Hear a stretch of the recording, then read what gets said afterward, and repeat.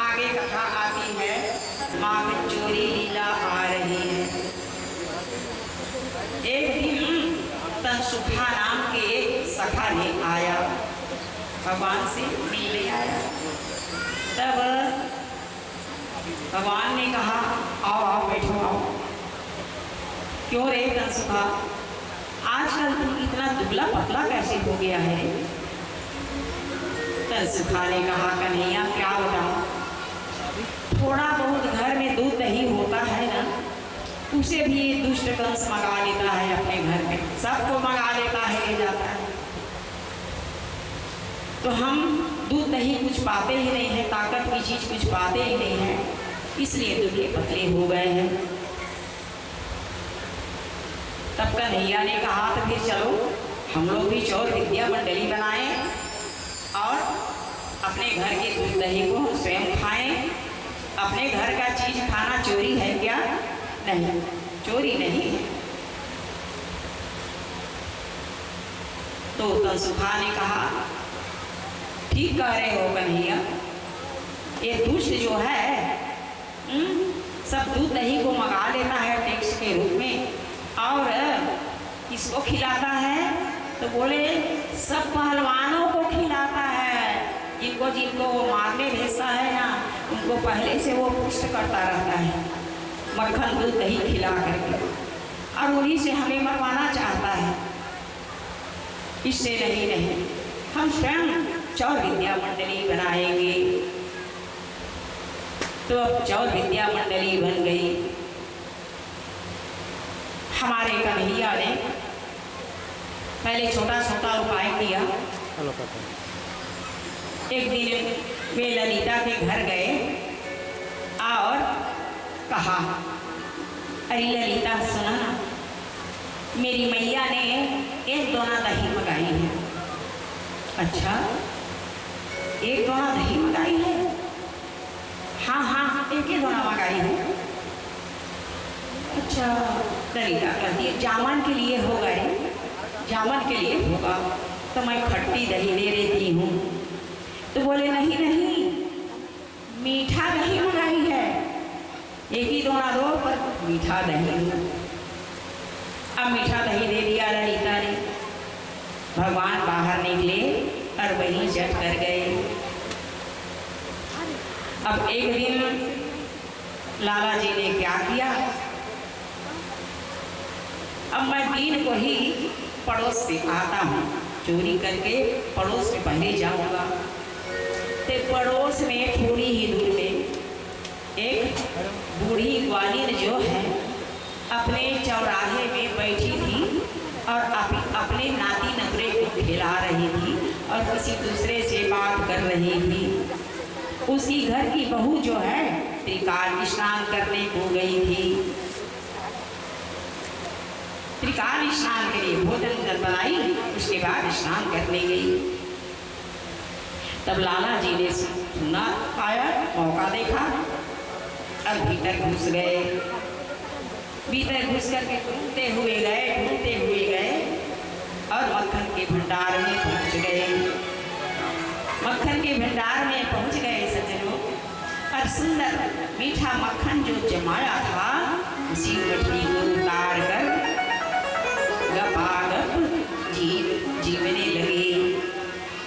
अब लाला जी झीम रहे हैं, उसकी बहू त्रिकाल स्नान से जमुना से स्नान करके आ गई और रंगे हाथ पकड़ भी डाली। अरे बिलवा कहिया, तू ही चोर है क्या?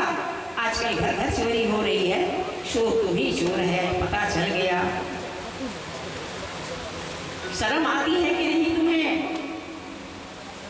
तो बोले, कन्हैया बोले, अजी भाभी सुनो ना जी, हमारे घर के ना आज एक धमरा बछवा घूम गया।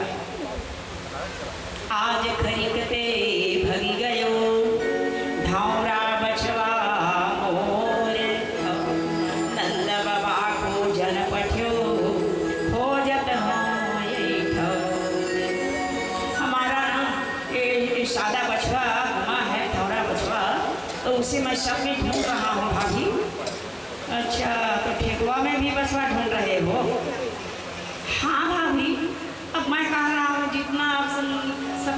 चीज है ना, सब में देखूंगी, बात चूना में, छोटी दीवार में, ठेकुआ में, दोहनी में।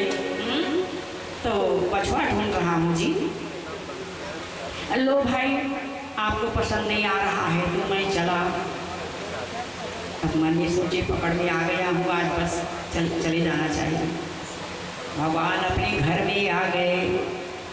इस प्रकार से भगवान जो है अपनी ग्वाल बालों को लेकर के सज्जनों एक दूसरे को खाया करते थे, खिलाया करते थे। भगवान ने माखन चोरी, ये उसका कई अर्थ है सज्जनों। गोपियाँ हर श्वास भगवान को बुलाती थी, भगवान का नाम लेती थी। हे कन्हैया, आज इतने घंटे बीत गए, आज इतने समय बीत गया, आपका दर्शन नहीं हुआ है। क्या अपराध हुआ है हमसे, बताओ ना भला। क्या अपराध हुआ है हमसे कन्हैया? हमसे दूर में हो ना, तो दर्शन तक के नहीं दिया है आपने, और आपके बिना तो हम जीवित नहीं रह सकेंगे। आइए ना, दर्शन दीजिए ना। उनके यहाँ तो गए थे, उनके यहाँ तो गए थे, मेरे यहाँ क्यों नहीं आते हो? क्या बात है? मेरा अपराध क्षमा कीजिए और मुझे दर्शन दीजिए। दिन रात 8 याम, प्रत्येक श्वास सज्जनों, प्रति श्वास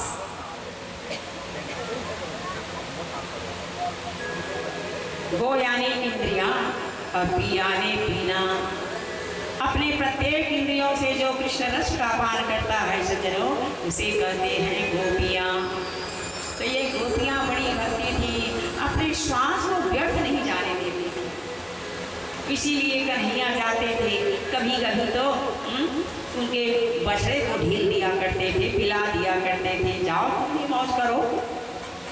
राउत आता है, दूध के ले जाता है, कंस मंगा लेता है, दुष्ट अपने पलटनों को खिला देता है। जाओ जाओ, तुम भी अपने मैया का दूध पियो, जाओ, ढील दिया करते थे। तो कभी कभी अपने सब दोस्तों को ले करके लगा करके दूध पिया करते थे। इस प्रकार से भगवान जो है अपने ग्वाल बालों को खिलाया करते थे और खाया करते थे, और अपने भक्तों गोपियों को दर्शन देने जाया करते थे। सज्जनों, भगवान की जितनी लीलाएं हुई है और होंगी, देख लेना, वे परोपकार के लिए ही करते हैं। मिट्टी खाई तो भी उपकार के लिए है, दही चोरी की भगवान ने तो भी उपकार के लिए ही है। मिट्टी खाई तो भगवान को विश्वरूप का दर्शन कराना था ना, इसलिए तो जो भी कार्य करते हैं हमारे ठाकुर जी, सब परोपकार के लिए ही करते हैं। 2 बार दर्शन कराया है। सुखदेव जी ने कहा, राजन, भगवान श्री कृष्ण ने अपनी मैया यशोदा को अपने विश्वरूप का दर्शन कराया। तो एक दिन मैया यशोदा जो है बाल कृष्ण को दूध पिला रही थी, बैठ के दूध पिला रही थी मैया। तब कन्हैया जी को जम्हाई आई, जान के भगवान आ करके जम्हाई। अब मैया की जो ही नजर पड़ी त्यों ही अपना विश्वरूप दिखा दिया। जिस प्रकार से पहले अपना विश्वरूप दिखाया था मैया को सज्जनों, वैसे पूरे ब्रह्मांड को दर्शन करा दिया। वही स्वप्न, वही दर्शन, करोड़ों ब्रह्मांड दिखाया। करोड़ों ब्रह्मा है, करोड़ों विष्णु है और करोड़ों बाल कृष्ण भी है। दिख रहा